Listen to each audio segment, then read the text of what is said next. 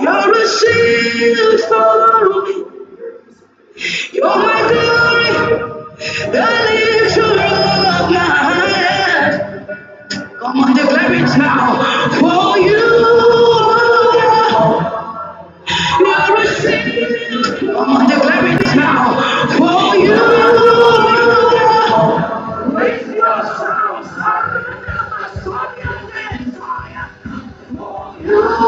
You're a shield. Come on, declare it now. For you,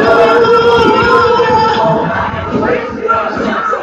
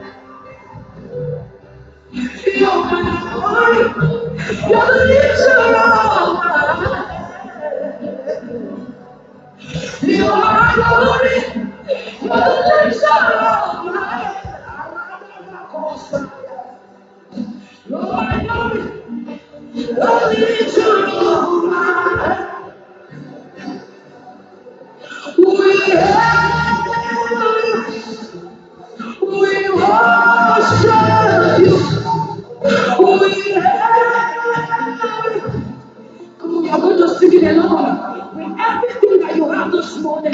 We worship you.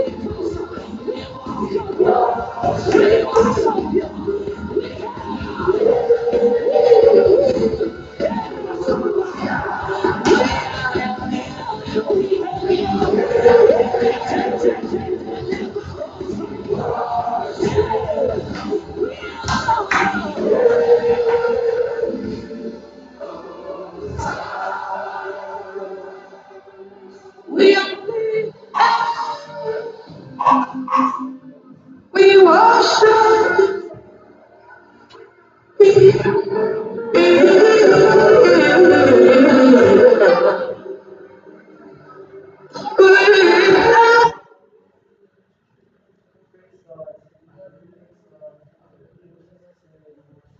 Great deal on Temu. Enjoy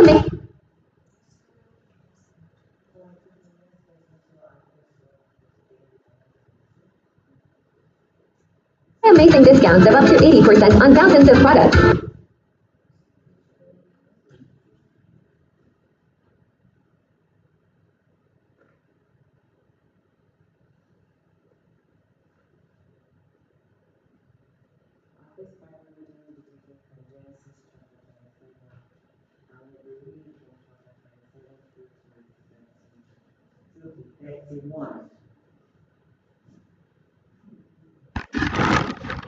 Genesis 27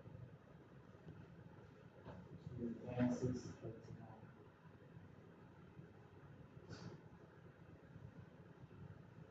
Alright, I read.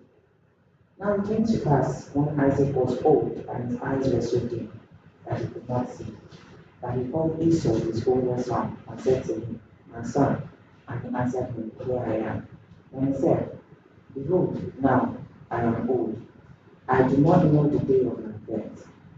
Now therefore, please take your weapons, your quiver and your bow. and go out to the field and hunt game for me, and make me savory food, such as I love, and bring it to me, that I may eat, that my soul may bless you before I die. Is that what everyone is? Okay. Now Rebekah was listening when Isaac spoke to Esau his son, and Esau went to the field to hunt him and to bring it. So Rebekah spoke to Jacob, her son, saying, Indeed, I heard your father speak to Esau your brother, saying, Bring me game and make savory food for me, that I may eat, and bless you in the presence of the Lord before my death. Now therefore, my son, obey my voice according to what I command you. Go now to the flock and bring me from there 2 choice cakes of the fruits, and I will make savory food from them for your father, such as he loves. Then you shall take it to your father, that he may eat, and he may bless you before his death. And Jacob said to Rebekah his mother, Look, Esau my brother is a hairy man, and I am a smooth-skinned man. Perhaps my father will kill me, and I shall seem to him to be a deceiver to him, and I shall bring a curse on myself and not a blessing. But his mother said to him, Let your curse be on me, my son. Only obey my voice, and go get them for me. And he went and got them, and brought them to his mother. And his mother made savory food, and such as his father loved. Then Rebekah took the choice clothes of her elder son Esau, which were with her in the house, and put them on Jacob, her son, her younger son. And she put the skins of the kids of the goats on his hands and on the smooth part of his neck. Then she gave the savory food and the bread which she had prepared into the hand of her son Jacob. So he went to his father and said, My father. And he said, Here I am. Who are you, my son? Jacob said to his father, I am Esau, your firstborn. I have done just as you told me. Please arise, sit, and eat of my cake, that your soul may bless me. But Isaac said to his son, How is it that you have found it so quickly, my son? And he said, Because the Lord your God brought it to me. Isaac said to Jacob, Please come here, that I may feel you, my son, whether you are really my son Esau or not. So Jacob went near to Isaac his father, and he felt him and said, The voice is Jacob's voice, but the hands are the hands of Esau. And he did not recognize him, because his hands were hairy like his brother's hands, his brother Esau's hands. So he blessed him. And then he said, Are you really my son Esau? He said, I am. And he said, Bring it near to me, and I will eat of my son's food, so that my soul may bless you. So he brought it near to him, and he ate it, and he brought him wine, and he drank. And then his father Isaac said to him, Come near now and kiss me, my son. And he came near and kissed him. And he smelled the smell of his clothing. And he kissed him and said, Surely the smell of my son is like the smell of a field, which the Lord has blessed. Therefore, may God give you the dew of heaven and the fatness of the earth, and plenty of grain and wine. Let people serve you, and nations bow down to you. Be master over your brethren, and let your mother's sons bow down to you. Cursed be anyone who curses you, and blessed be anyone who blesses you. Now it happened, as soon as Isaac had finished blessing Jacob, and Jacob had scarcely gone out from the presence of Isaac his father, that Esau his brother came in from hunting, and also had made savory food, and brought it to his father, and said to his father, Let my father arise and eat of his son's game, that your soul may bless me. And his father Isaac said to him, Who are you? So he said, I am your son, your firstborn, Esau. Then Isaac trembled exceedingly and said, Who? Where is the one who hunted game and brought to me? I ate all of it before you came, and I have blessed him, and indeed he shall be blessed. When Esau heard the words of his father, he cried with an exceedingly great and bitter cry, and said to his father, Bless me also, O my father. But he said, Your brother came with deceit, and has taken away your blessing. And Esau said, Is he not rightly named Jacob? For he has supplanted me these two times. He took away my birthright, and now, look, he has taken away my blessing. And he said, have you not reserved a blessing for me? Then Isaac answered and said to Esau, indeed, I have made him your master, and all his brethren I have given to him as servants. With grain and wine I have sustained him. What shall I do now for you, my son? And Esau said to his father, have you only one blessing, my father? Bless me also, O my father. And Esau lifted up his voice and wept. Then Isaac his father answered and said to him, behold, your dwelling shall be of the fatness of the earth, and of the dew of heaven from above. By your sword you shall live, and you shall serve your brother. And it shall come to pass, when you become restless, that you shall break his yoke from your neck. So Esau hated Jacob because of the blessing which his father blessed him. And Esau said in his heart, the days of mourning of my father are at hand, and then I will kill my brother. And the words of Esau, her older son, were told to Rebekah. So she sent and called Jacob, her younger son, and said to him, surely your brother Esau comforts himself concerning you by intending to kill you. Now therefore, my son, obey my voice. Arise, flee to my brother Laban in Haran, and stay with him a few days until your brother's fury turns away, until your brother's anger turns away from you, and you forget what you have done to him. Then I will send and bring you from there. Why, why should I be bereaved also of you both in one day? And Rebekah said to Isaac, I am weary of my life because of the daughters of Heth. If Jacob takes a wife of the daughters of Heth, like those who are daughters of the land, what good will my life be to me? Then Isaac called Jacob and blessed him, and charged him, and said to him, you shall not take a wife from the daughters of Canaan. Arise, to arise, go to Padan Aram, to the house of Bethuel, your mother's father, and take yourself wife from there, of the daughters of Laban, your mother's brother. May God Almighty bless you, and make you fruitful, and multiply you, that you may be an assembly of peoples, and give you blessing of Abraham, and to you and your descendants with you, that you may inherit the land in which you are a stranger, which God gave to Abraham.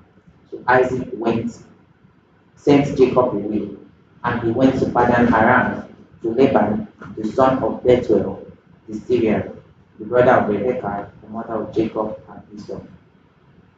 28 verse 6. Esau saw that Isaac had blessed Jacob, and sent him away to Padan Aram to take himself a wife from there, and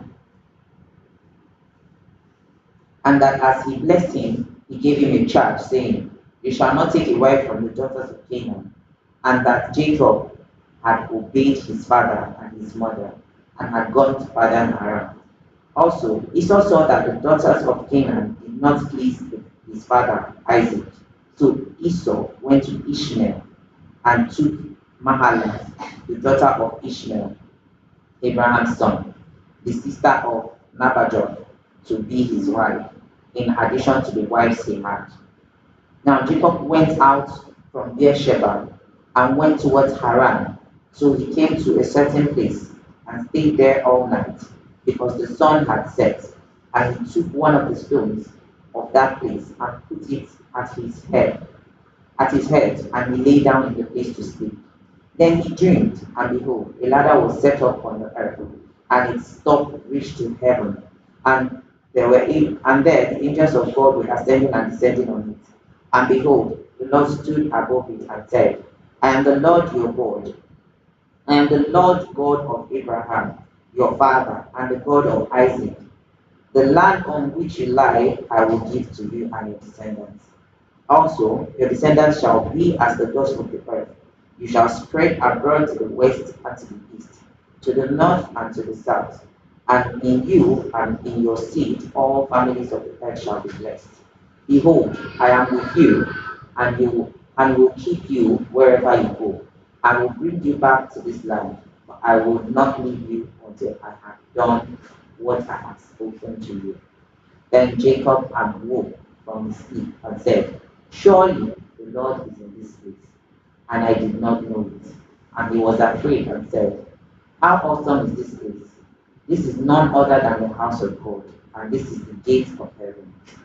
Then Jacob rose early in the morning and took the stone that he had put in his head and set it up as a pillar, and poured oil on the top of it.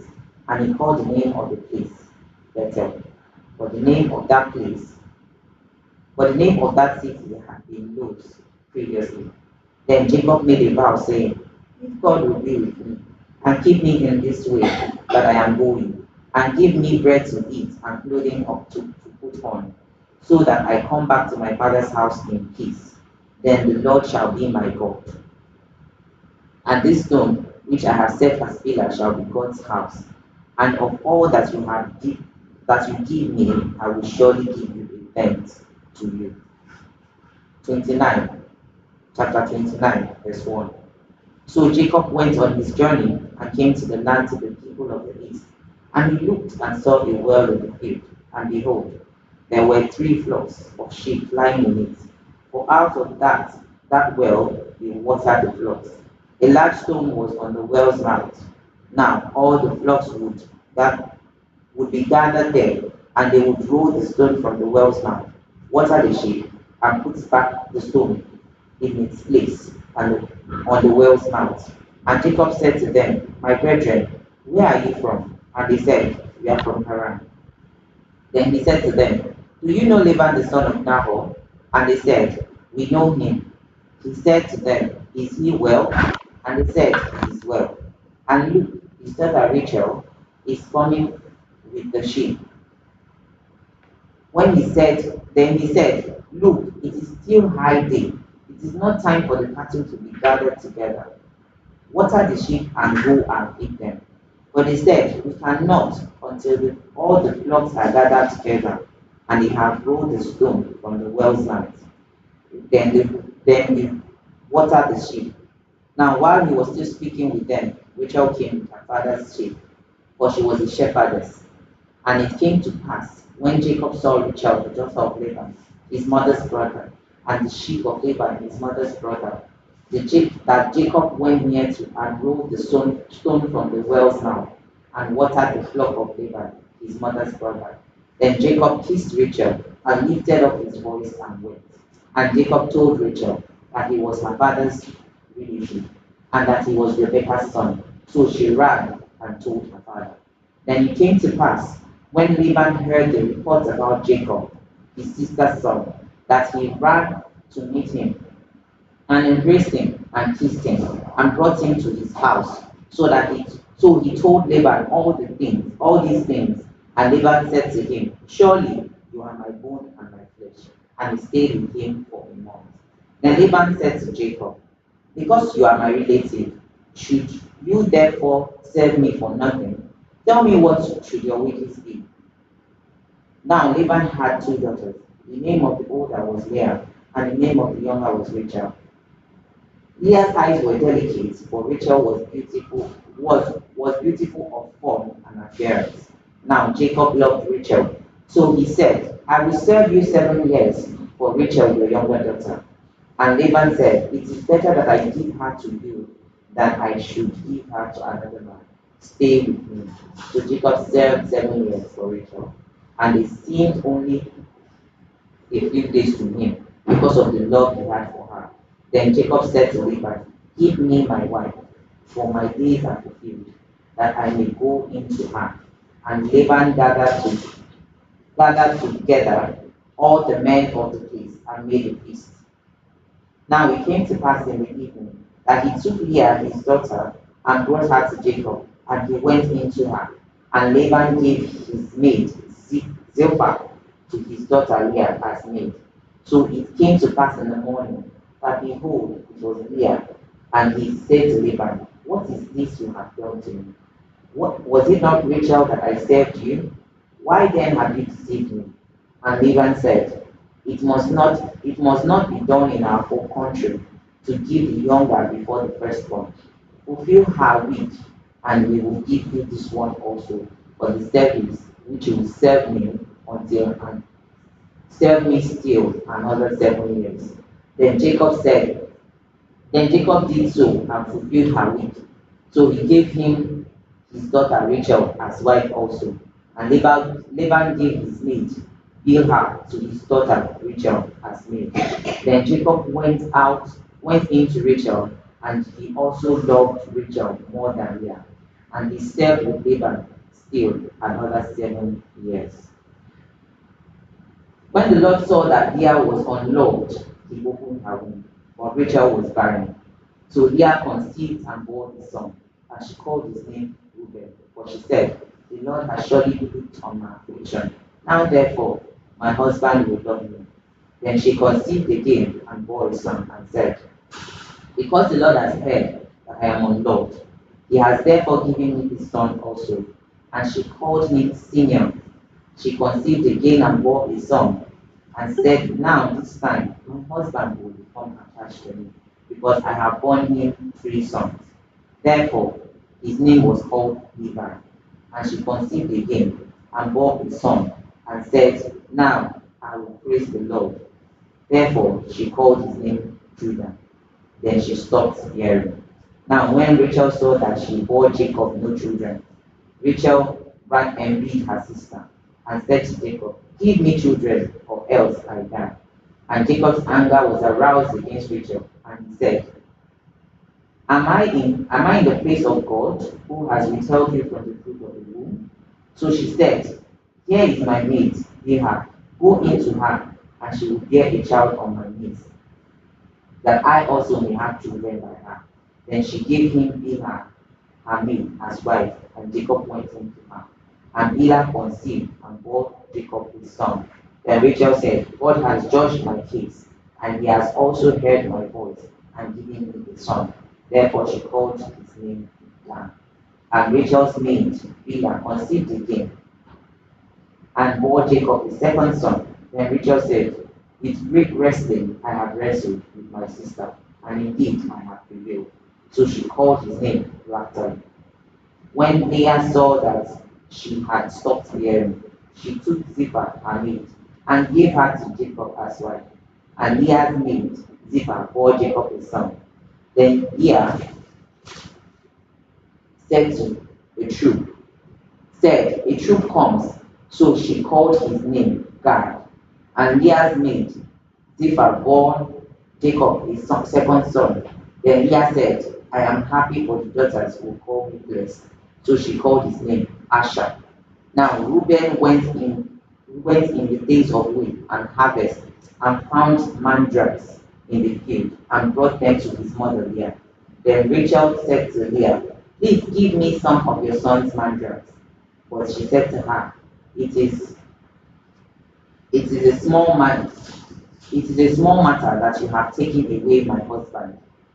Oh, is it a small matter that you have taken away my husband? Would you take away my son's mandrakes too? And Rachel said, therefore he will lie with you tonight of your son's mandrakes. When Jacob came out of the field in the evening, Leah went out to meet him and said, you must come into me, for I have surely hired you with my son's mandrakes. And he lay with her that night. And God listened to Leah, and she conceived, and bore Jacob a 5th son. Leah said, God has given me my wages, and because I have given my maid to my husband, so she called his name Isaac. Then Leah conceived again, and bore Jacob a 6th son. And Leah said, God has endowed me with a good endowment. Now my husband will dwell with me, because I have borne him 6 sons. So she called his name Zebulun. Afterward, she bore a daughter, and called her name Dinah. Then God remembered Rachel, and God listened to her, and opened her womb. And she conceived and bore a son, and said, God has taken away my reproach. So she called his name Joseph, and said, the Lord shall add to me another son. 30 verse 25. And it came to pass, when Rachel had born Joseph, that Jacob said to Laban, send me away, that I may go to my own place and to my country. Give me my wives and my children, for whom I have served you, and let me go. For you know my service which I have done for you. And Laban said to him, Please stay, if I have found favor in your eyes. For I have learned by experience that the Lord has blessed me for your sake. Then he said, Name me your wages, and I will give it.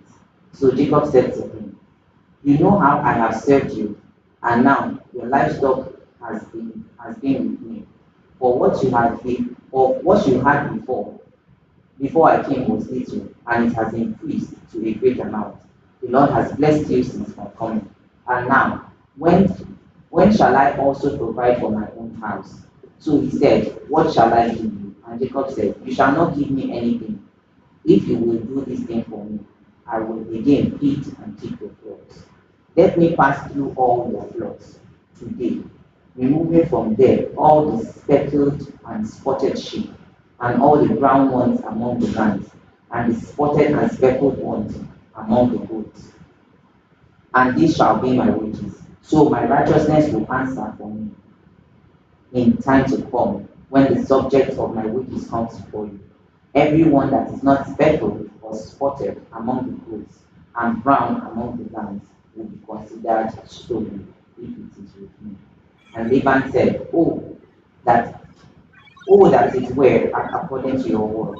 So he removed that day the male goats that were speckled and spotted, all the female goats that were speckled and spotted, every one that had some white in it, and all the brown ones among the lambs, and gave them to the hand of his sons. Then he put 3 days' journey between himself and Jacob. And Jacob fed the rest of Laban's flocks. Now Jacob took for himself rods of green poplar, and of the almond and chestnut trees, peeled white strips, and in them, and exposed the white which was in the rods, and the rods which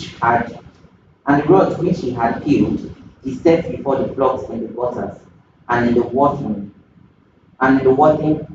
troughs, where the flocks came to drink, so that they should conceive when they came to drink. So the flocks conceived before the rods, and the flocks brought forth streaks, speckled and spotted. Then Jacob separated the lambs and made the flocks face towards the streets, and all the brown in the flock of Laban, but he put his own flock by themselves, and did not put them with Laban's flock. And it came to pass, whenever the stronger livestock conceived, that Jacob placed the rod before the eyes of the livestock in the gutters, and they might conceive among the rods. But when the flocks were feeble, he did not put them in. So the feebler were Laban's, and the stronger Jacob's. Thus the man became exceedingly prosperous, and had large flocks, female and male servants, and camels and donkeys. 31. So from chapter 31, we're going to just read the first 3 verses. So now Jacob heard the words of Laban's son, saying, Jacob has taken away all that our fathers, and all that was our fathers, and from what was our fathers, he has acquired all his wealth. And Jacob saw the countenance of Laban, and indeed it was not favorable towards him as before. Verse 3, the last verse. Then the Lord said to Jacob, Return to the land of your fathers, and to your family, and I will be with you. The Lord bless you in His word. So we are going to be taking, I'm just going to summarize what we have read some time, and we can have interactions after this. So from what we read, we can see how this is the story of Jacob and his brother, went from the story of Jacob and his brother, and how he took, quote unquote, his brother's blessings, and then because of the hatred of Esau towards him, he had to run away and then take the wife. And then he served 7 years and another 7 for what he actually wanted. And after serving, where he was prosperous. He made his uncle, very prosperous because of his coming. He bought sons there, all his children, he bought them, and even took more wives, as we can see, as wives like the maids of his his betrothed wives. And then they also bore him more sons. So his house increased, and Laban's family became scared. But the essential truth about this is Jacob was blessed. So we wouldn't expect that someone that was that blessed would have to face that much challenge in his life. Because this blessing already gave him access, already assured him there's a step that he was very certain that he's great. We used to check stars in our own time. So they are going to check his star, and his star was great from there, right? And even to commemorate that, to continue that same thought, he also collected the blessing that was meant for his brother Esau. And all this was just for him to have a smooth journey through life. That's the life. It did not happen like that. The fact that we are blessed doesn't mean that we are not going to go through the challenges that will make us be what we are supposed to be, right? So I jotted down these few points. That with the blessing comes tests and sufferings, right? You are going to be tested, you are going to suffer for that blessing so that you don't misuse it, so that it's not misused, so that it serves the purpose which that blessing came. Now, the reason why Jacob was blessed is because of his grandfather Abraham, right? Whom God chose and called him righteous. And he gave him a promise. And that promise was to make a nation out of him. And then that blessing was passed down to Isaac and now to Jacob. And so the blessing was not just for Jacob. So it should not be personalized. So that Jacob, because Jacob took the blessing, he literally took what was supposed to be Esau's blessing. But so in order for him not to misuse it, and he didn't even have to work for it. That's another thing I have to point out. He didn't have to work for it. His mother literally made the food. She cooked the food, and what he just did was to bring the kid. She killed the kid. She cooked the food. She dressed him up, and she just sent him there. So he did not know what it meant to have that blessing. He did not know the weight of what he would carry, which accentuated his suffering. Because it was through the suffering that he understood how the blessing works in Laban's house, because it was Laban learned by experience that it's because of him that blessings started coming to his house. Do you understand? So blessing doesn't negate suffering. In fact, it tests you. So secondly, living in the fullness of the blessing is not always immediate, and there's a place of growth and character building. Jacob went from the one who supplanted to the servant of Laban for 14 years and more because he got carried away. He was only supposed to serve for 7 years, but because they didn't give him what he wanted, he decided to serve for another 7 years. And instead of him the extra 7 years to carry his bag and go, he decided to stay because he comforted them. He bore all his children there. He didn't know when to stop. He bore how many sons? Total of all his sons, total of 7, right? Or 8, right? Leah had 6. Leah had 6 sons, and then Rachel had 2. Yeah, 12. Yeah, it was not. It was only Benjamin that was not born then. Yes, so he had 11 sons. He had 11 sons. Then plus Dinah, that's 12. So he had 12 children. Yes, Dinah was born then. So he had a total of 12 children. And we all know the cycle of life that it takes approximately 9 months to have one child. So let's say they were even getting pregnant around the same time. It would have taken him nothing less than, give or take, 5, 7 years to be able to have those 12 children, right? But they were not getting pregnant at the same time. So he spent extra years in a place where that was just supposed to be temporary, right? But in it, he grew in character, he became a father, he became a servant, he became a leader, he knew business, he understood business more, right? So there's that place of building of character and growth in our journey to receive, to come fully into the blessings that the Lord has spoken over us. Then our attitude on our journey to fully live in the blessed matters a lot. So these are the three things I noted. So our attitude in our journey, we could see the attitude of Esau towards the blessing. We could see the attitude of Rebecca towards the blessing. We could see the attitude of Jacob himself towards the blessing. We could see the attitude of every single person, but we are looking at the character of Joseph, or Jacob rather. We are looking at the character of Jacob. Firstly, he didn't really like the blessing. To him, it was like, okay, yeah, my father will bless me. I understand.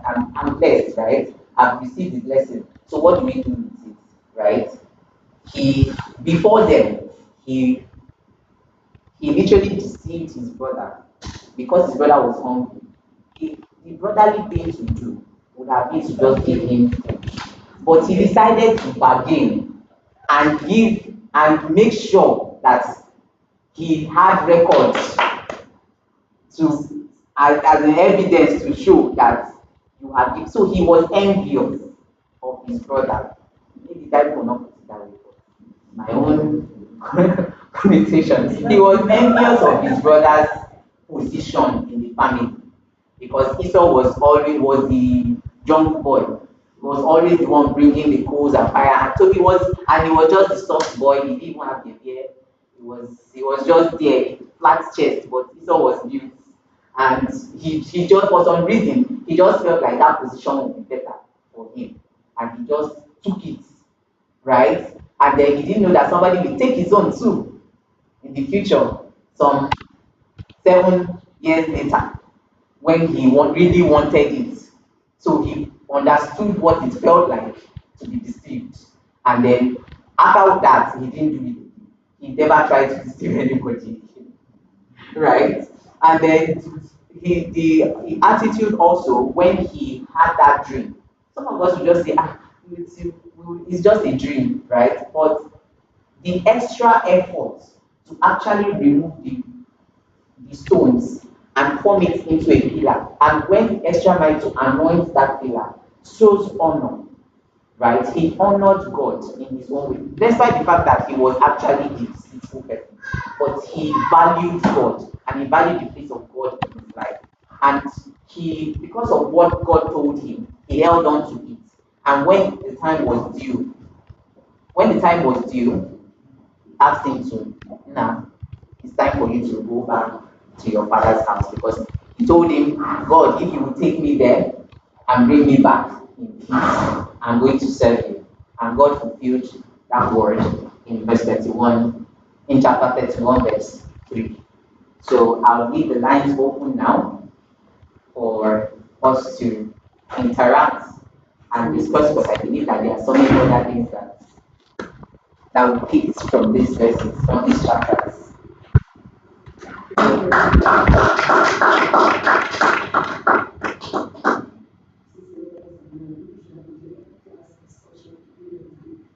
Exactly. Was Esau really deceived?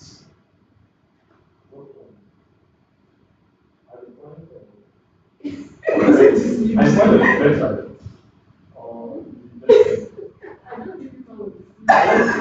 Me, I think he was. He wasn't. He was deceived. Okay, how? By Jacob. Yeah. Yeah, those families politics. His family is supposed to be politics.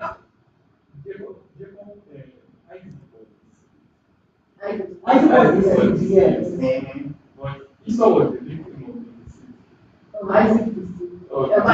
Isaac deceived. Yes, Esau was the victim. But Esau himself, when he was deceived, I don't think so. He wanted something more than what he had. He was the one who surrendered his birthright. He described because that somebody wants what you have, it's like saying, I like your son, give me your phone. For 10 naira. For 10 naira. And you choose to give 10 naira to your phone. I think that's what happened. We saw it, everything was in plain sight. Because what if, they say that you don't make decisions when you're hungry.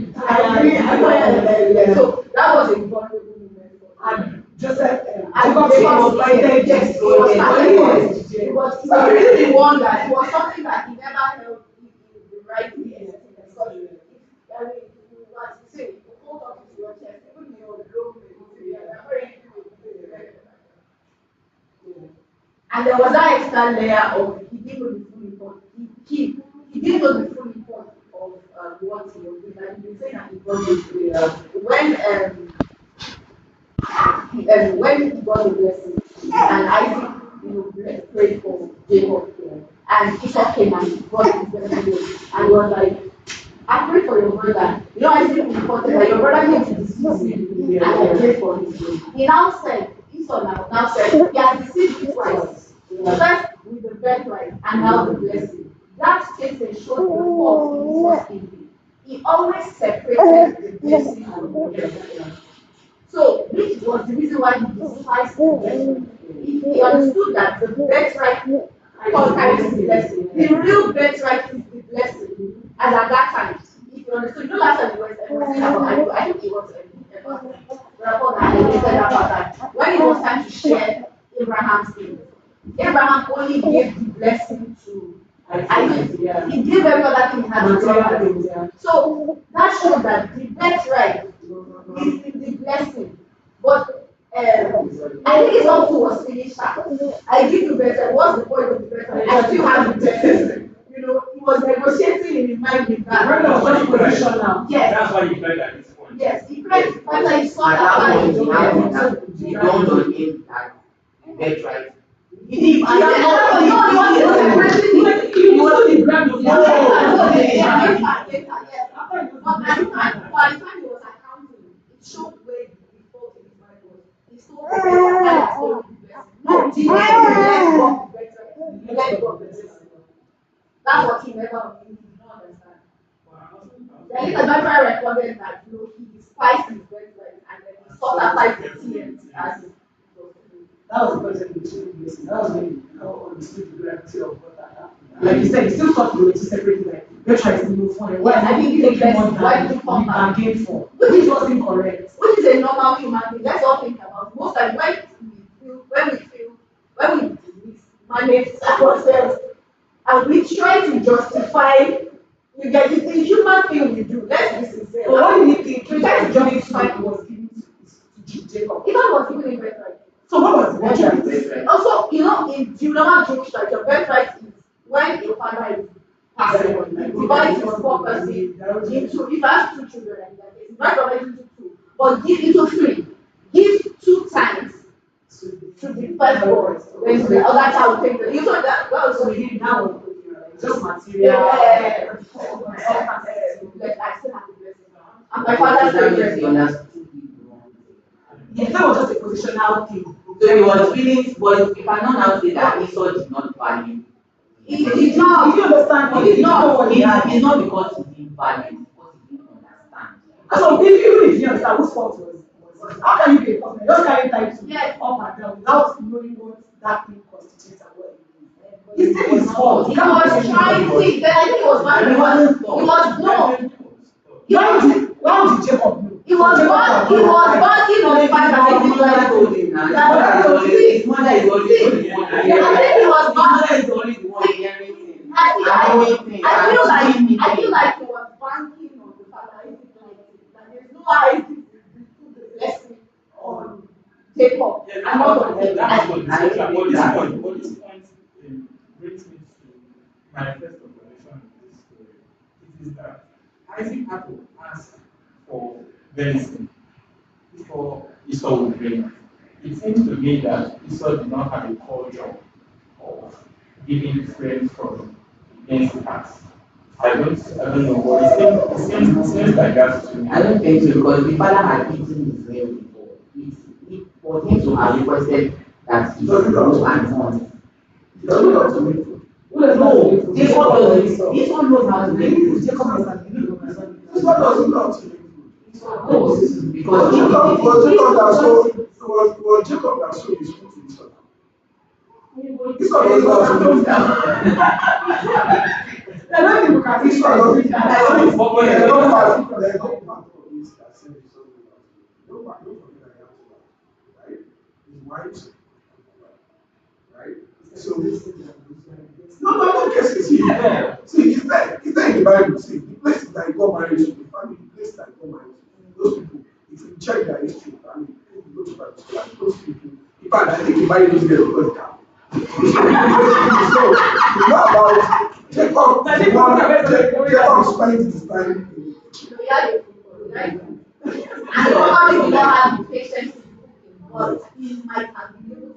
so wow. But it's new one. Yes. Probably not something. Yes. So he doesn't do that. They don't think like that. So hold on. But that's specific and ask that God owns me again. He said, God bring me again. It's not something that he had. He had to go into the forest to go and get again. Do you understand? Now, if you remember, he asked him, he said, how is it that you have gotten it so fast? Do you understand? So when you start, it's not about him. He wasn't a selfish, he's a self-centered person, but he's not selfish. He's self-centered in the sense that the women he married, he didn't want him to marry from his family. And he did. I don't think he Everybody don't care about that. Yes, family values. Rituals. He's not selfish, but he's just about himself. That's true. I don't think the first about emotion. In fact, that's what the mother did. They said, go and give me the mother cried domestic animal. And give domestic animal. The man takes no No, this is Because at the end, the food I was expecting. and she's mother. She don't know that very straight. What you got is she don't know that. I don't think maybe he has an ability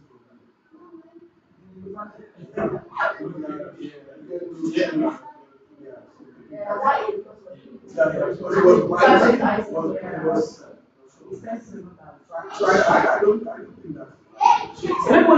And there's something she also knows. Yes, now. No, actually. This is about views and all that. When you talk about Like it's like saying, you are like, wow. Don't give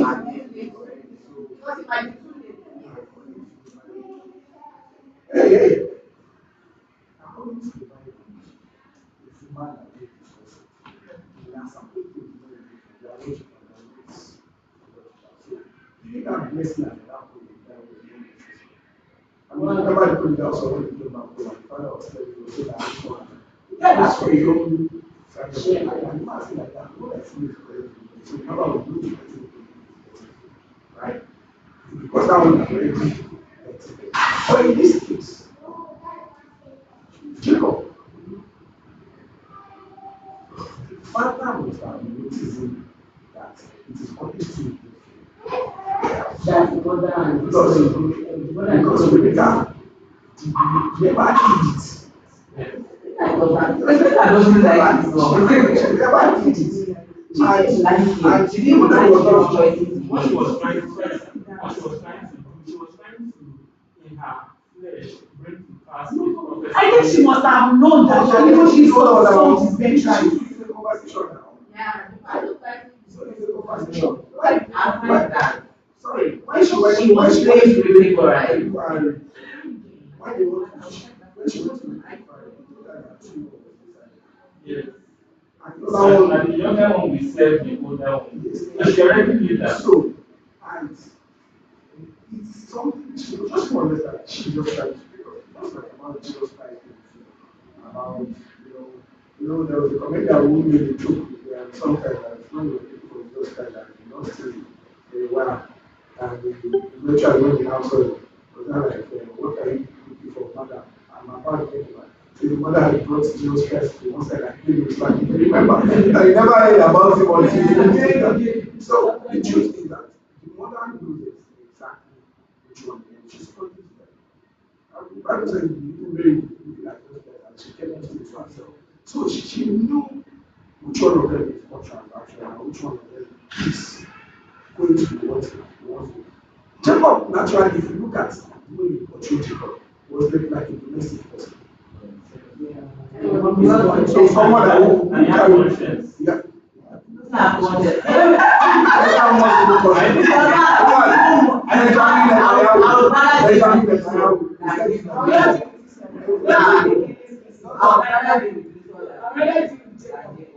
That's why you imagine the America is now carry your children's letters and everything.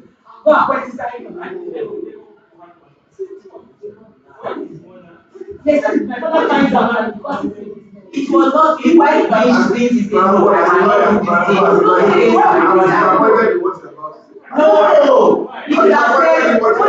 said, no, I cannot. No, you would have said, I cannot. What is the right love his brother? He did not love his brother. He did not love his brother. Jacob. He didn't love his brother because he didn't what he was more concerned about. So that he will not marry that and now end up with it. So when he What he was going to collect society like that, he was to have been paid. Not your assignment, not even take possession. So, hold on. Let me explain to you. You said something that was envious of you. It was not envious of you. So, let me tell you what you need to understand. There are some people that. Sorry, I just want to be one. Sorry, not that I'm both parents. So the boy, Anita was escaping one time. Jacob was a loud man. And Isaac loved Esau because he ate of his game. That was not the first time you The reason loved Jacob because of what they had told her when she was pregnant. So she already gave you the one that had of God. I mean, like, maybe there was a bit of the race. There was not a bit of the one that carries yes. And in the conversation that you should allow all of us to have this conversation. That's why I'm telling you that what you are looking at, I need you to, what she has said, is practically what I wanted to tell you. Jacob was, so I went to see the doctor one time we're trying to do it, and the man said he was. But the same sentence, he was saying that, because if I take bribe, when I go back to my country, you will arrest me. What is he telling you? That I will take bribe of what you can keep your mouth shut. So Jacob is not saying that what he might what he said, that's what I said as a lawyer, I'm disappointed you say that. What if my father finds out? Exactly. Yes, he's interested. He's interested, but he's just saying that what if my father? So as a matter of fact, he's a transactional guy. Naturally, anything that has to do with transaction. So it's in the middle of everything that you do, you want to transaction. So in other words, he killed transaction, that's what happened to him. What he did in Lebanon was simple. And by the way, he said he never did it again, he did it again, by the way. When he was taking his family to Ghana, when he wanted to go and bury their family, when he was going, he started sending people, he chose, you go and die first. But that's strategy. His boys. His strategy. So he gave the guy truly outboard that he wants to be the first thing he's going to do. He's so self-centered that. He also stayed back alone. No, it's just yeah, but he was here and Rachel was pregnant. Rachel was pregnant. She gave birth. Okay, so I'm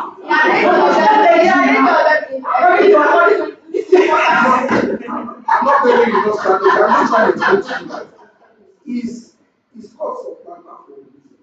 If I go out to change things, yeah, so his system is systematic. Is strategic. The Bible wants to do anything. It's about like 10 times before he says the only one he didn't think about was the part that the mother was involved. Because the mother went basically on the mission. If he had to plan that thing, he could have told so that guy, you know what, this game that I'm going to play, I have a goal. That's why you could not see. Yeah, that's what I'm saying. That's what I'm saying. An emotional thing. That was an emotional thing. But in terms of trying to make it strategic, I mean, when it was, like you said, when it was taught on the labor matter, what is it on the labor matter was very simple. It was like, okay, we can go and dance and do it. He has started thinking about what he said he wanted to do. He wants to rectify. He was standard. So go and check it out. Everything that he did, how did he learn about the poor? So I don't know if there was book that time. How did he read it? You get what I'm trying to say? So he had strategy. So how do you think? Even if you can buy a Labrador, you mix with Labrador with another, you expect one of them to have more. And this one. There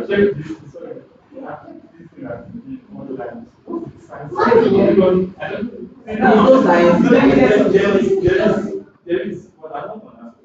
But there is. That's the intelligence of God that we cannot.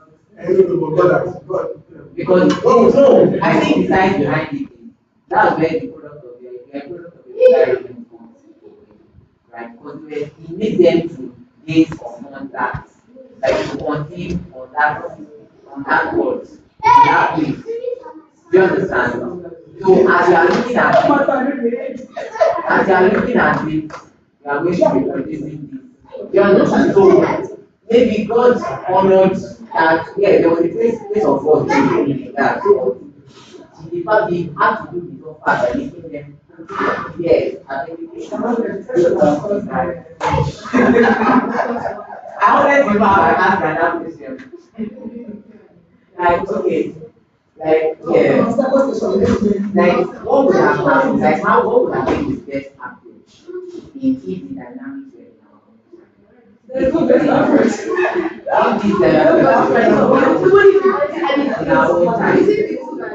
No, like, no, this is not about bad contract, this is a place of family, right? In a place of family, our role as parents to children, because they obviously need to grow up to, like, they need to teach them to be responsible for each other, to love each other.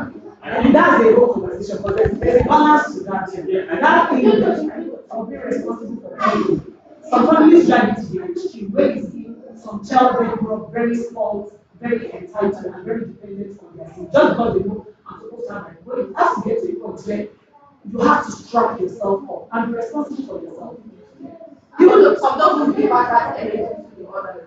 It's just like that. No person I heard somebody say, I don't know his mouth, said that if your children will fight at your burial, it is because you pray as a parent.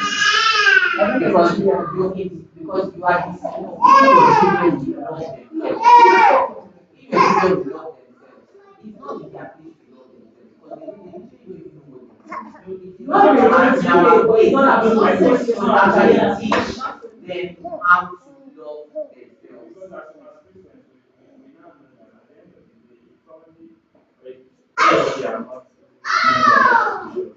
A lot of things, no matter how good it was in the background, can go nowhere. They go nowhere. So that's the first point. The Rechabites, we are told in scriptures that their father taught them well. And we saw how the children became all of them in their family. So all of them in the same kind of way.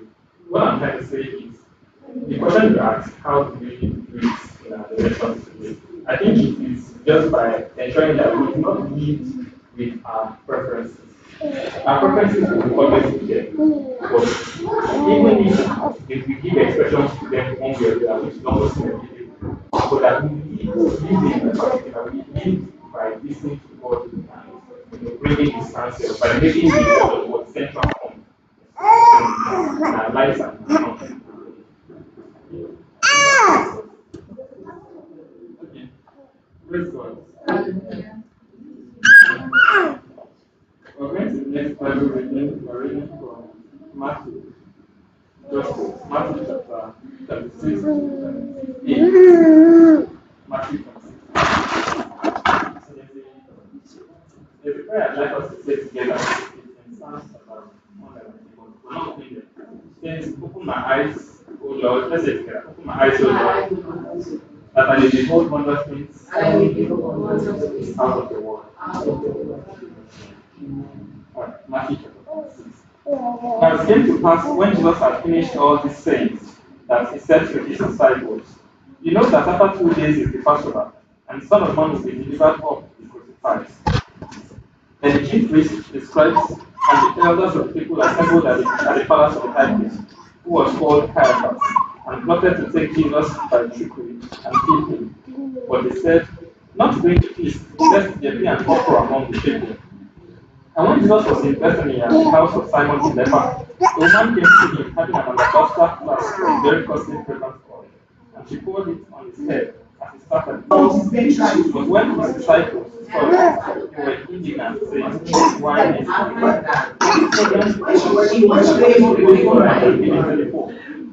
But when Jesus was aware of it, he said to them, "Why do you trouble the woman? For she has done a good work, and the younger ones who were before will see God, and she already believed that you do not have all this. For pouring this fragrant oil on my body, she did it for my burial.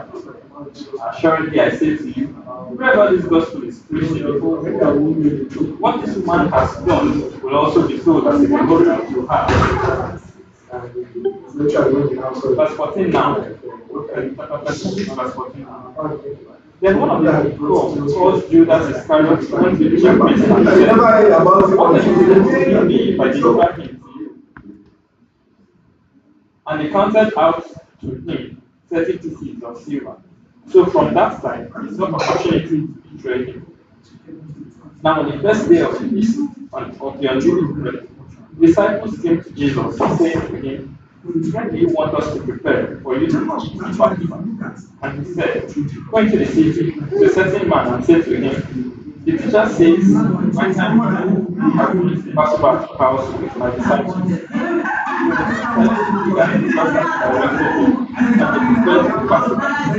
When evening had come, he sat down with his twelve. Now as they were eating, he said, "Assuredly I say to you, one of you will betray me." And they were exceedingly sorrowful, and each of them began to say to him, "Lord, is it I?" He answered and said, "He who dipped his hand with me in the dish will betray me. The Son of Man indeed goes just as it is written of him. But what will that man by whom the Son of Man is betrayed? It would have been good for that man if he had not been born." Then Judas, who was betraying him, answered and said, "Rabbi, is it I?" He said to him, "You have said it." As they were eating, Jesus took bread, blessed it, and broke it, and gave it to the disciples, and said, "Take, eat. This is my body." Then he took the cup and gave thanks and gave it to them, saying, "Drink from it, all of you, for this is my blood of the new covenant, which is shed for many for the remission of sins. But I say to you, I will not drink of this fruit of the vine from now on, until that day when I drink it new with you in my Father's kingdom." And when they had sung a hymn, they went out to the Mount of Olives. Then Jesus said to them, "All of you will be made to stumble because of me this night, for it is written, I will strike the shepherd, and the sheep of the flock will be scattered. But after I have been raised, I will go before you to Galilee." Peter answered and said to him, "Even if all are made to stumble because of you, I will never be made to stumble." Jesus said to him, Assuredly I say to you that this night, before the rooster crows, you will deny me 3 times." Peter said to him, "Even if I have to die with you, I will not deny you." And so said all the disciples. Then Jesus came with them to a place called Gethsemane, and said to the disciples, "Sit here, while I go and pray over you." And he took with him Peter and the 2 sons of Zebedee, and he began to be sorrowful and deeply distressed. Then he said to them, My soul rather, is exceedingly sorrowful, even to death. Stay here and watch with me." He went a little farther and fell on his face and prayed, saying, "O my Father, if it is possible, let this cup pass from me. Nevertheless, not as I will, but as you will." Then he came to the disciples and found them sleeping, and said to Peter, "What? Could you not watch with me 1 hour? Watch and pray, lest you enter into temptation. The spirit indeed is willing, but the flesh is weak. Again, a second time, he went away and prayed, saying, O my Father, if this cup cannot pass away from me, unless I drink it, your will be done. And he came and found them asleep again, for their eyes were heavy. So he left them, went away again, and prayed the third time, saying the same words. Then he came to his disciples and said to them, Are you still sleeping and resting? Behold, the hour is at hand, and the Son of Man is being betrayed into the hands of sinners. Rise, let us be going. See, my betrayer is at hand. And while he was still speaking, behold, Judas, one of the 12, with a great multitude, with swords and clubs, came from the chief priests and the elders of the people. Now his betrayer had given them a sign, saying, Whomever I kiss, he is the one, seize him. Immediately he went up to Jesus and said, Greetings, Rabbi, and kissed him.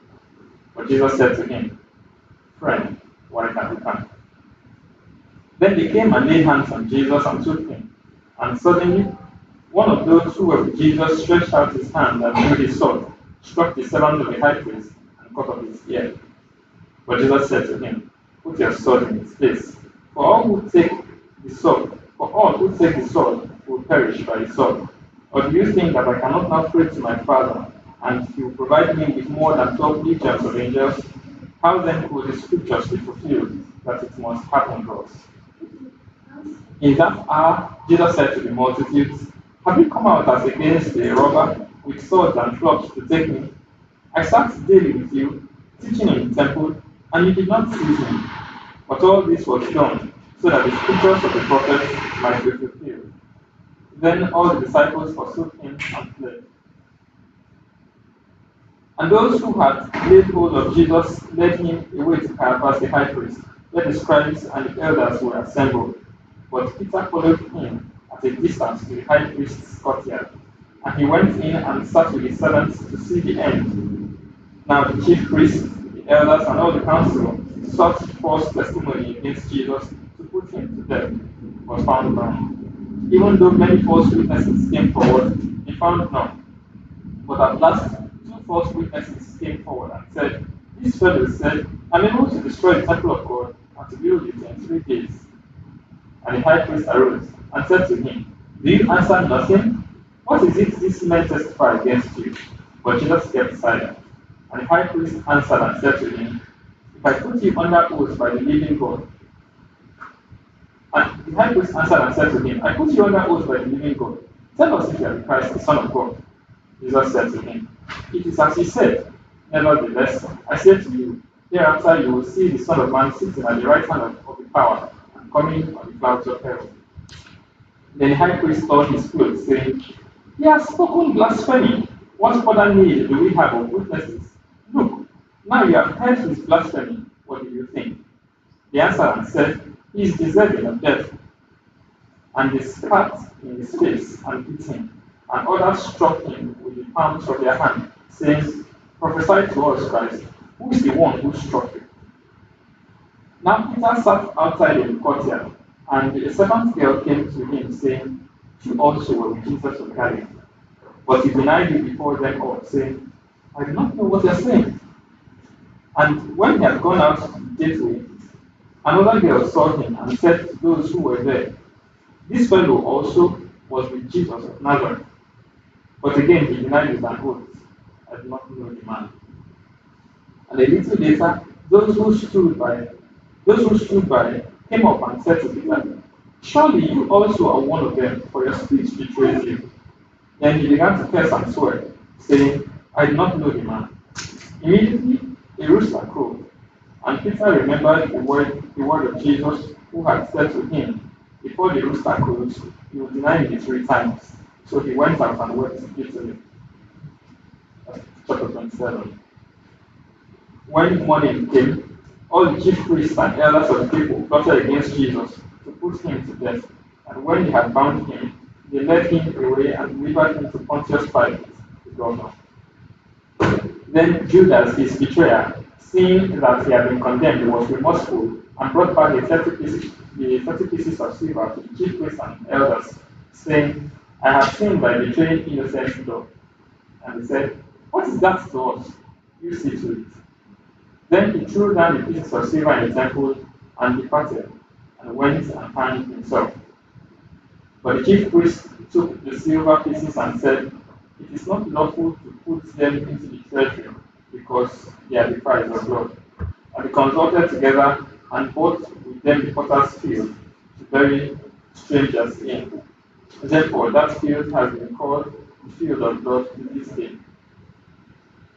Then was fulfilled what was spoken by Jeremiah the prophet, saying, and they took the 30 pieces of silver, the value of him who was prized, whom they of the children of Israel prized, and gave them for the potter's field, as the Lord directed him. Now Jesus stood before the governor, and the governor asked him, saying, are you the king of the Jews? Jesus said, it is as you say. And while he was being accused by the chief priests and the others, he answered nothing. Then Pilate said to him, do you not hear how many things they testify against you? But he answered him not one word, so that the governor marveled greatly. Now at the feast, the governor was accustomed to releasing to the multitude one prisoner whom they wished, and at that time they had a notorious prisoner called Barabbas. Therefore, when they had gathered together, Pilate said to them, whom do you want me to release to you, Barabbas or Jesus, who is called Christ? But he knew that they had handed him over because of envy. While he was sitting on the judgment seat, his wife sent to him, saying, have nothing to do with that just man. They have suffered many things today in a dream because of him.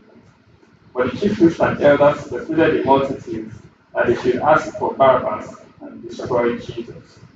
The governor answered and said to them, which of the two do you want me to release to you? They said, Barabbas. Pilate said to them, what then shall I do with Jesus who is called Christ? They all said to him, let him be crucified. Then the governor said, why? What evil has he done? But he cried out all the more, saying, let him be crucified. When Pilate saw that he could not prevail at all, but rather that the tumult was rising, he took water and washed his hands before the multitude, saying, I am innocent of the blood of this just person. You see to it. And all the people answered and said, his blood be on us and on our children. Then he released Barabbas to them, and when he had scourged Jesus, he delivered him to be crucified. Then soldiers of the governor took Jesus into the praetorium and gathered the whole garrison around him. And they stripped him and put a scarlet robe on him. When they had twisted a crown of thorns, they put it on his head, and a reed in his right hand. And they bowed the knee before him and mocked him, saying, Hail, King of the Jews. Then they spat on him and took the reed and struck him on the head. And when they had mocked him, they took the robe off him, put his own clothes on him, and led him away to be crucified. Now as they came out, they found a man of Cyrene, Simon by name, him they compelled to bear his cross. And when they had come to a place called Golgotha, that is to say, place of a skull, they gave him sour wine mingled with gall to drink. But when he had tasted it, he would not drink.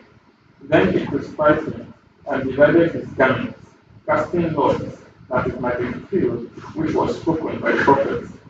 They divided my garments among them. They divided my garments among them, and for my clothing they cast lots.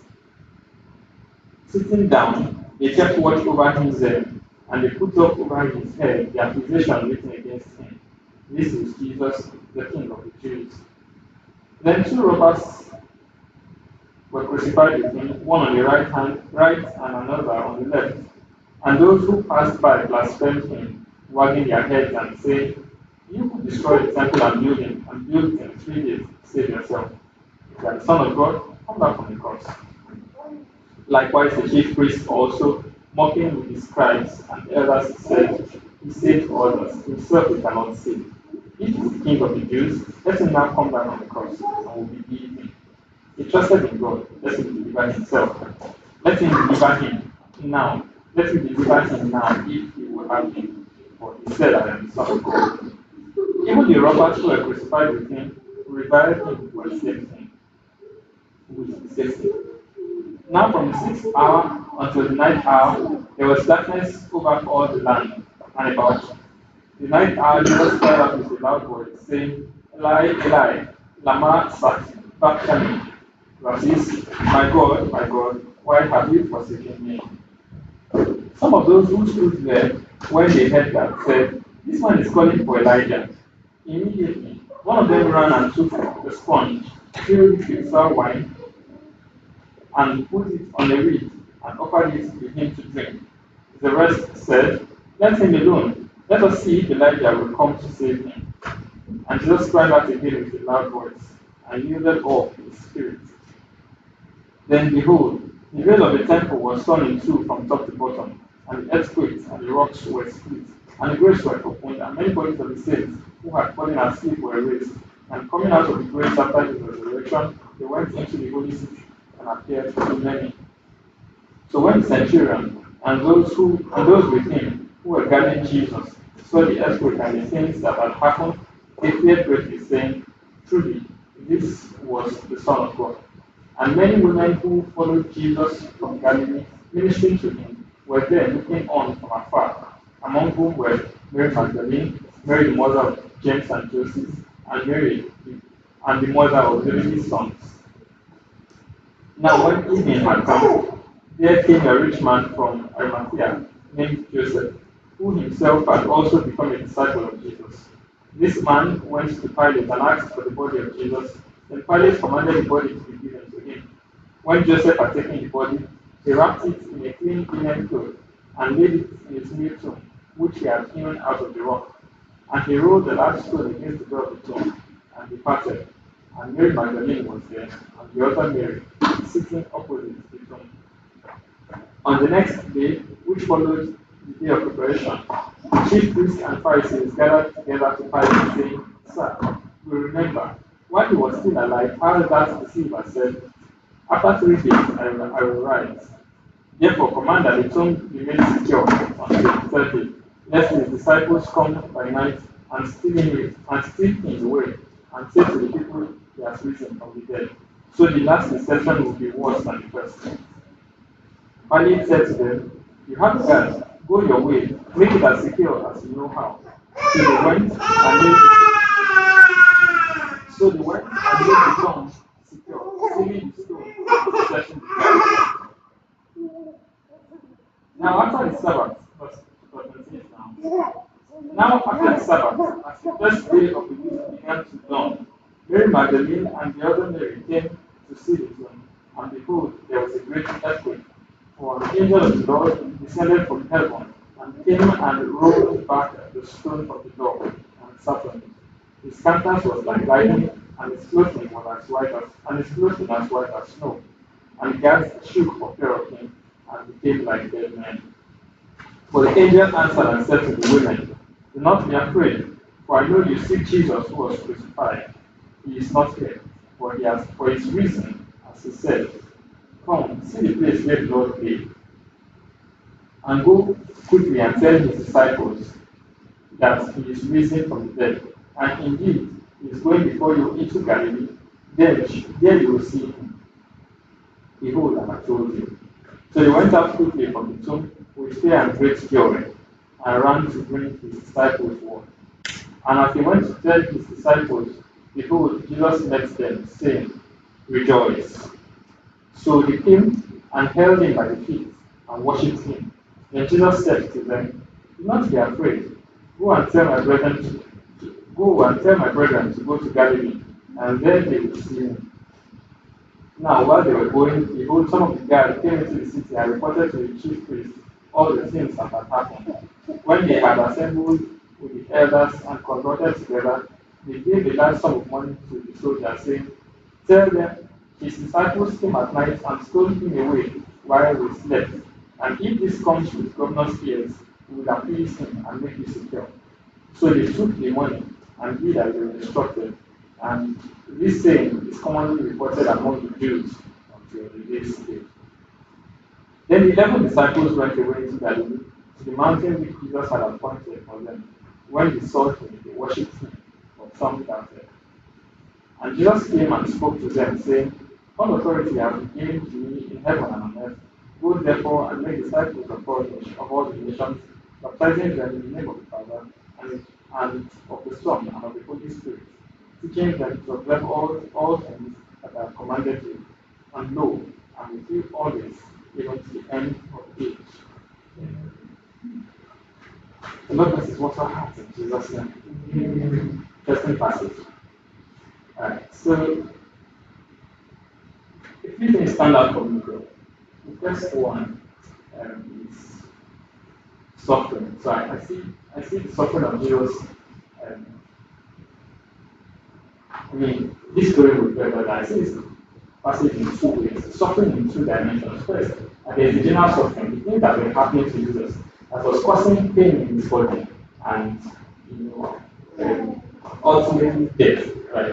There is that. Then I also, in fact, it is made worse because I mean, just yesterday I was hearing some people were talking about how the inheritance that certain people leave after they die is usually treated by those who were left behind. And the things people say about those who are dead, I begin to wonder if one was a loved one and you hear people talking about that loved one who has just passed on in the manner that they spoke of Jesus, it is even more painful. Was it not enough what people would do to this person? He has died now, you are saying that they stole his body.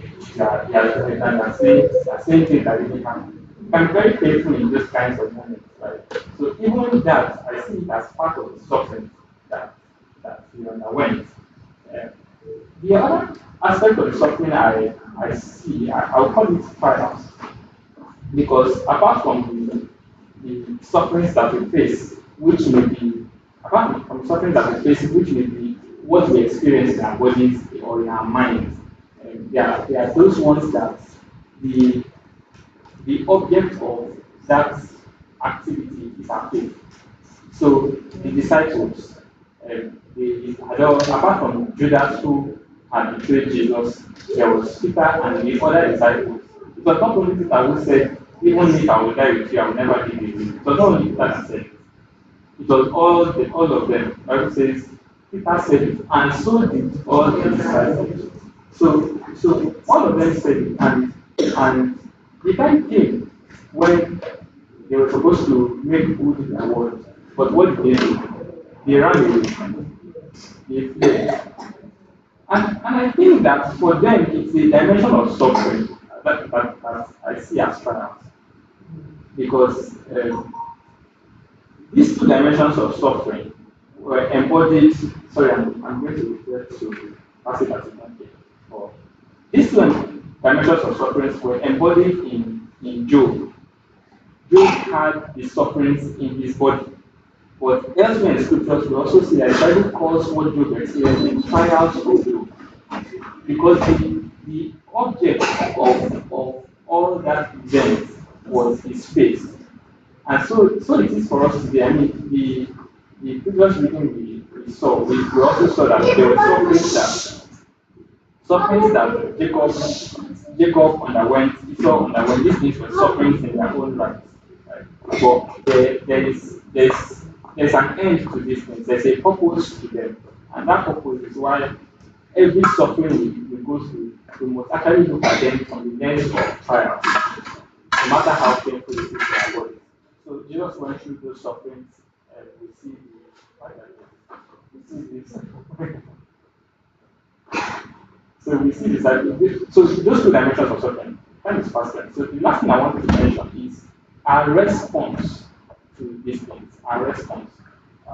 Also from this passage, two different responses. Peter and Judas. Both of them stumbled. I've summarized all our sufferings as trials, right? We have to see them through the edge of trial. So we can see that that's what Peter and Judas experienced. Judas' trial started from his misunderstanding or misconceptions of what was going on. The issue of the alabaster box was the last straw that broke the back. The thing pained him so much that what is the use? Something that you can use to go and buy something. And people criticize the church today for this same issue. They will tell us that we're supposed to be spending this money for the poor. We're supposed to be doing, we're supposed to be doing that. Yes, within industries. It's the same, it is Judas' argument. It is the same Judas' argument. And it is what will lead them to betray, as it did Judas. But the issue is, yes, the betrayal is an issue. Right? We cannot lie about it. But the issue is not so much about the betrayal, it's what's happening next. How did he respond to it? He was remorseful, but was he repentant? He wasn't. Because he went to hang himself. He had forgotten the relationship that he had with Jesus. Remember that when he went to meet Jesus to betray him, Jesus did not call him any other thing, he called him friend. Which means that betrayal does not happen if it is not by his friend. It was the closeness that he had. So he knows Jesus intimately. But at the time when it mattered most, he did not remember Jesus to respond properly, to go back and say, I'm sorry. But look at the contrary behavior of Peter. Peter, after he had promised Jesus heaven and earth, the time came for him and he fell. Unknowing as in the time came for him to show what he is, and he fell. He fell so flat, But he picked himself up. How? He went to his place and he prayed. We know he prayed because the Bible says it showed that he was repentant. However, repentance was for them, whether they would have gone to do a sacrifice at that time or not, I don't know. But definitely he found his way back. The rest of scripture shows that he has to continue with Jesus. Right? So that's the attitude we need to have. That whatever suffering we experience, whatever sin at all we experience, we must look at it first of all from the lens of trials of our faith, and secondly, our response to it is that we must allow those things to turn us to Jesus. We must not turn away from Him. We must respond to Him, and however He will deal with us, that is when we begin to humble ourselves under the mighty hand of God and exalt us in that. Thank you very much.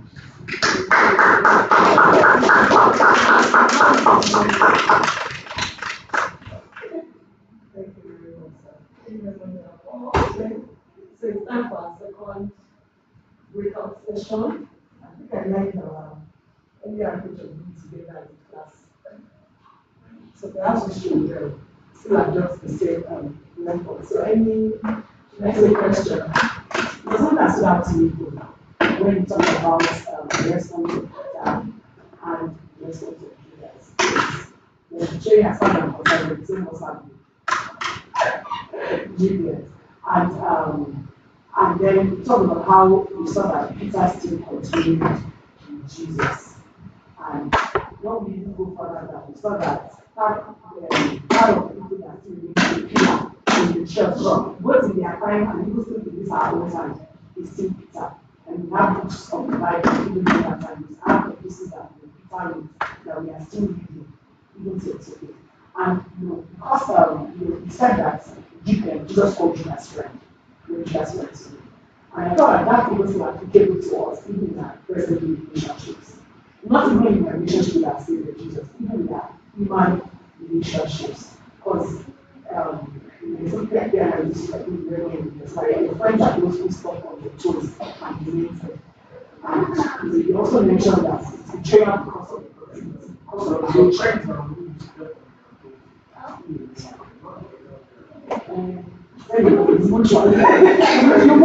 You want to do this every on the toes. And I know that I just for me, if you have like a kind of environment and disposition, when you love people, you love absolutely, I feel like, oh, I love you. So what we have going, let's keep that energy. Don't ever betray me, don't ever break my heart, don't ever let this one corrupt about these things.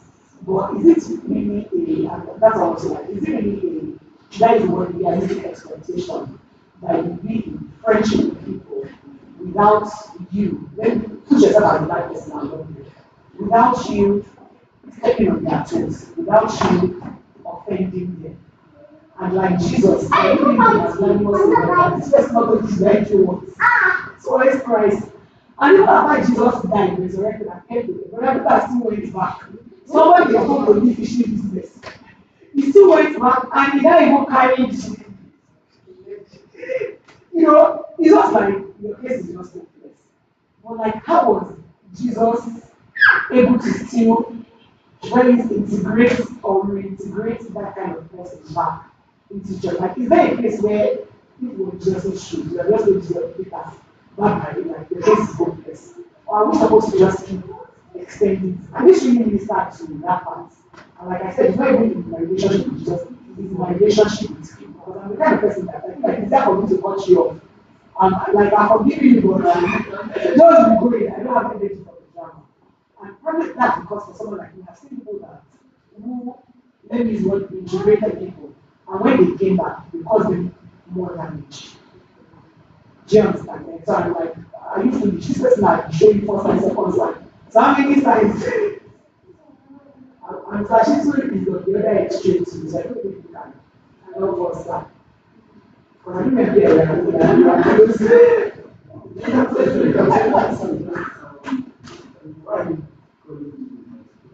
no, because I feel like you are more than Jesus. Like in my side, God and my God. You are more than Jesus. No. Yeah, understand.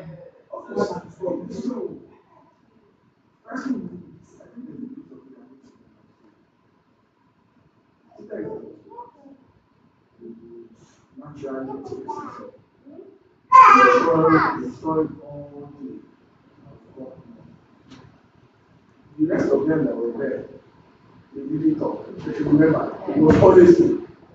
So the issue of I will stay with you until the end. They say the person has said this.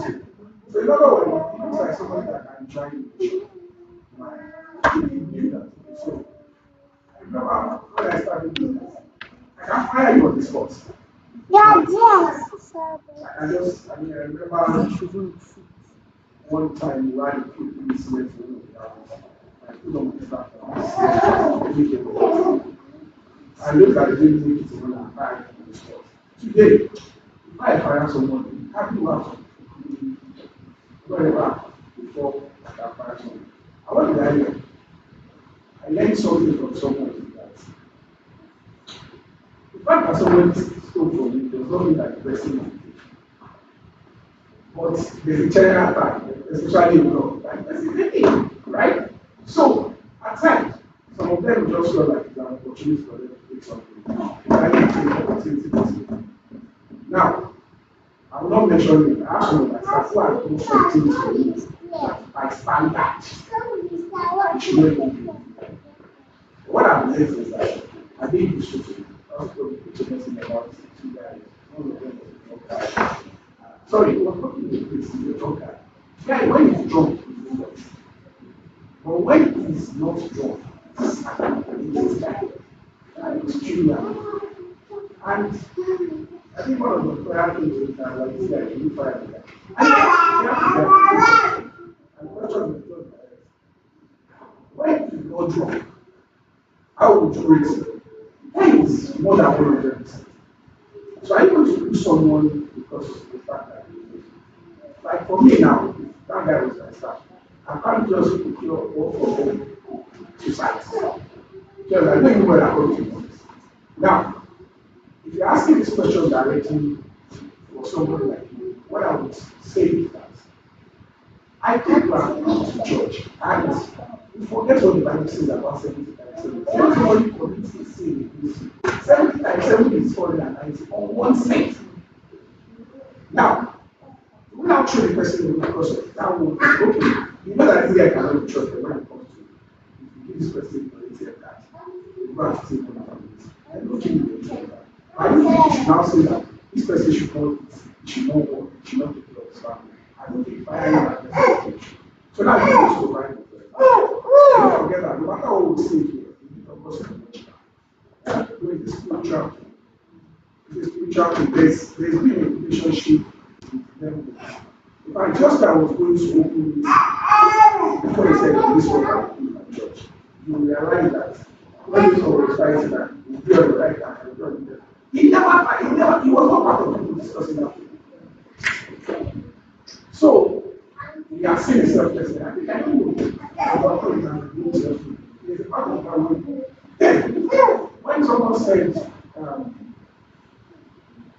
when, I don't know what Jesus was saying, but someone said he was going to be the end of the country. When I said he was not going to fly, Peter sees like that kind of person, like, he just wants to go. My guy, come on, I will still church.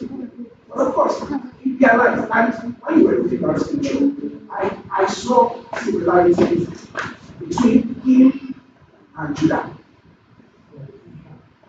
Judas, in his own case, Judas saw the situation, and immediately saw the situation, just like that, Mr. One, don't go back. Went to kill himself. Peter, on the other hand, realized that he has also messed up. That says he went. What Judas was trying to do was trying to solve the problem by going to those people in their money and paying to get a better control himself. He, on the other hand, he saw that he had messed up. He was, I need to get this thing. Now, from there on, when he was arrested, for example, look at the way when the situation happened, look at the way he handled the situation. So I think we don't judge people based on one situation. Because the truth is, this is like just said to me. This is like just said to me now. If your children, what would you do? Would you discard them? Would you discard them? Would you stop talking to them? How many people do something that you just want to do? You just want to rest. I just need to be kitchen. I say everywhere is full of jam, get job and all of those things. What do you do? So I understand this. So I want to give my answer from this way. So in Ezekiel, I think about God had narrated how to raise us up in that using the analogy of what he did with Israel. He said that he found us who were nothing with God, he raised us, he built us up, he nurtured us until we became grown adults, he gave us commandments, made us peaceful. He did all of that for us. But even in that same picture, it talks about how he revolted, how he rebelled, and the consequences of that. I reference that to say God has seen us in a worse position. So whatever the relationship is already going, he has already brought us to that place where the relationship is going well. So there's nothing that we want to do in this relationship, even though he's disappointed. He already saw us at a place where we were way worse than what we now look like, as bad as what we have done in this. So we are not even as bad as that. He accepted us when we were more terrible than what we now look like. So is it now that he will not accept us? That's something I think about. Another thing I think about is in raising us up from how terrible we used to be to where we are now. He himself has invested so much. He has promised that he will not leave us nor forsake us. Apart from that, it is the word. I think it is also because of the sacrifice. Because that sacrifice is much. It's a lot. That he will do everything to see to it that this investment must be used. And so he will not walk away, except because we have a will on our own, except we now decide, which is what happened with Judas, that we are not going to come to him. No matter what he does, he will not come back. So it will not be because he will not follow us up to the end. It will be because we refuse to come back and respond to that word.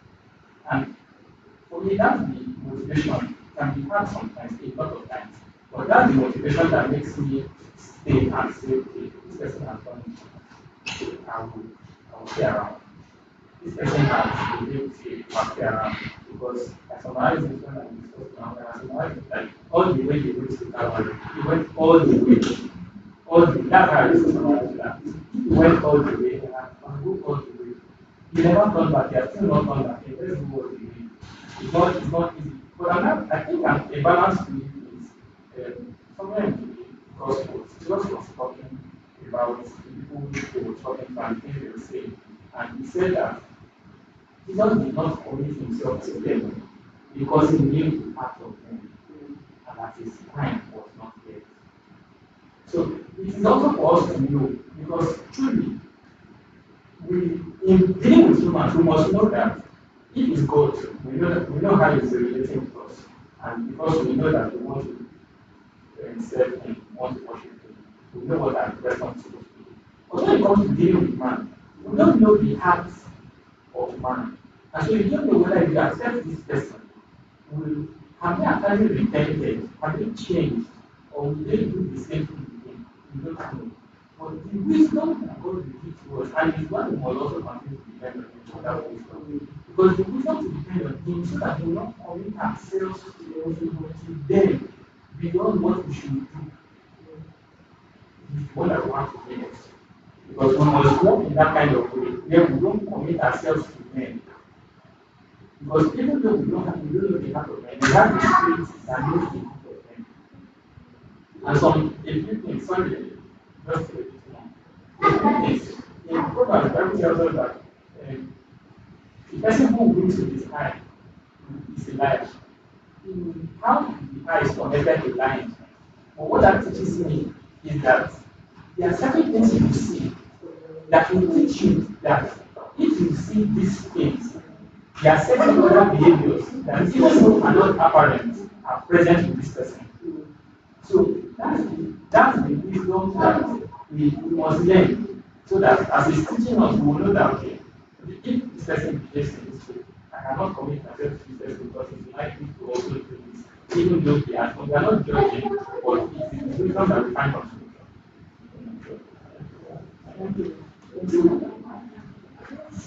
All right.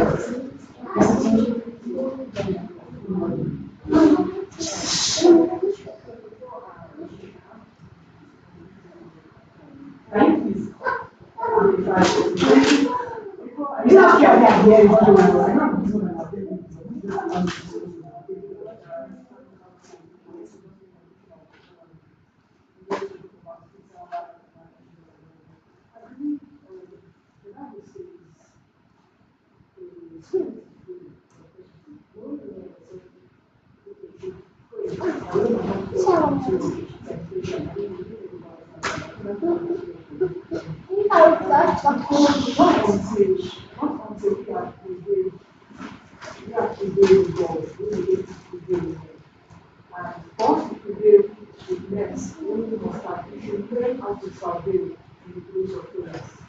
because Bible says it's not in the spiritual man. It's not in the spiritual man. It's not in the spiritual man at all. Peter said that I will not deny you. The heart, you understand? God looks at the heart actually. So it's from the heart. The heart of the matter is the matter of the heart. So he looked at the heart and saw that it is really brave. But the flesh is weak. It won't help because there's something about human, the frailty of human. Because we are insufficient of ourselves. So there are many times we say, oh no, I can never do this. It's not an initial thing. It's all about, God helping a man. Because we are insufficient of ourselves. That's why we need to always present ourselves before God and God, I'm just insufficient. Yes, because without Him, we can't do anything.